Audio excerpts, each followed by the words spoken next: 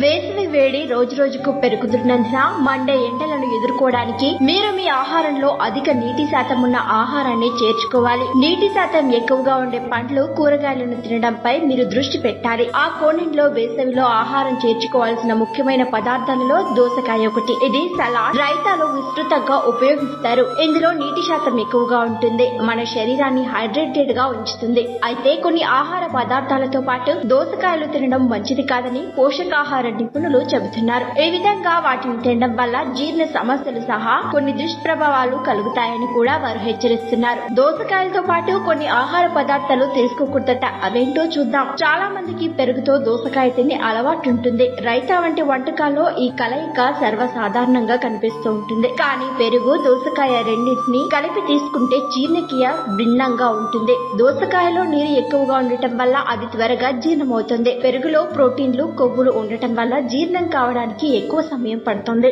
జీర్ణ ప్రక్రియలో ఈ వ్యత్యాసం కడుపు నొప్పికి కారణమవుతుంది. దీనివల్ల ఉబ్బరంగా అనిపించడం, గ్యాస్ వంటి సమస్యలు వస్తాయి. అలాగే పెరుగు చల్లదనాన్ని కలిగిస్తుంది. కాబట్టి దోసకాయతో కలిపి తినడం వల్ల శరీర ఉష్ణోగ్రతలో అసమతుల్యత ఏర్పడుతుంది. ఆయుర్వేదం ప్రకారం ఈ మిశ్రమం శరీరంలో శ్లేష్మాన్ని పెంచుతుంది. మరి మాంసంతో పాటు దోసకాయ తినడం మంచిది కాదు. మాంసంలో ప్రోటీన్లు, కొవ్వులు అధికంగా ఉంటాయి. వీటిని జీర్ణం చేసుకోవాలంటే శరీరం ఆమ్లంగా ఉండాలి.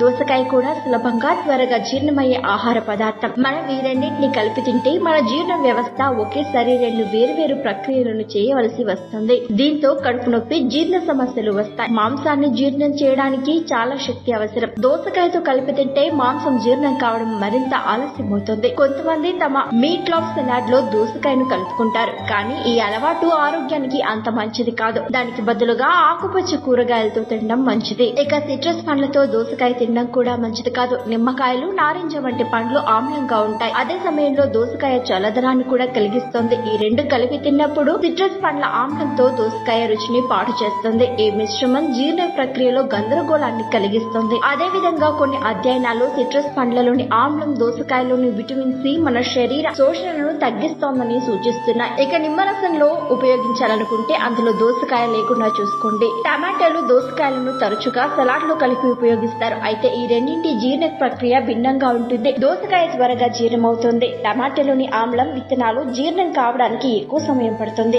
ఈ వ్యత్యాసం గ్యాస్, ఉబ్బరం వంటి సమస్యలకు కలిగిస్తుంది. సలాడ్ లో టమాటాలకు బదులుగా బెల్ పెప్పర్స్ లేదా క్యాబేజీని ఉపయోగించడం వల్ల రుచి మెరుగుపడటమే కాకుండా ఆరోగ్యం కూడా మెరుగుపడుతోంది. దోసకాయతో ముల్లంగి తినడం కూడా ఆరోగ్యానికి ప్రమాదకరం. ఈ రెండింటిని కలిపి తినడం వల్ల శరీరంలో విటమిన్ సి స్థాయి తగ్గుతుంది. దోసకాయలోని ఆర్కార్బినేస్ అనే ఎంజైమ్ ముల్లంగిలోని విటమిన్ సి ని నాశనం చేస్తుంది. అలాగే ఈ మిశ్రమం కడుపులో అసౌకర్యాన్ని కలిగిస్తుంది. ముల్లంగికి ఘాటైన రుచి ఉంటుంది. దోసకాయ చల్లదనం దాన్ని ఎదుర్కొంటుంది. కొంతమంది ఈ రెండింటిని కలిపి సలాడ్ లో తింటారు. అయితే ముల్లంగిని ఒంటరిగా లేదా క్యారెట్ తో కలిపి తినడం ఎప్పుడూ మంచిది.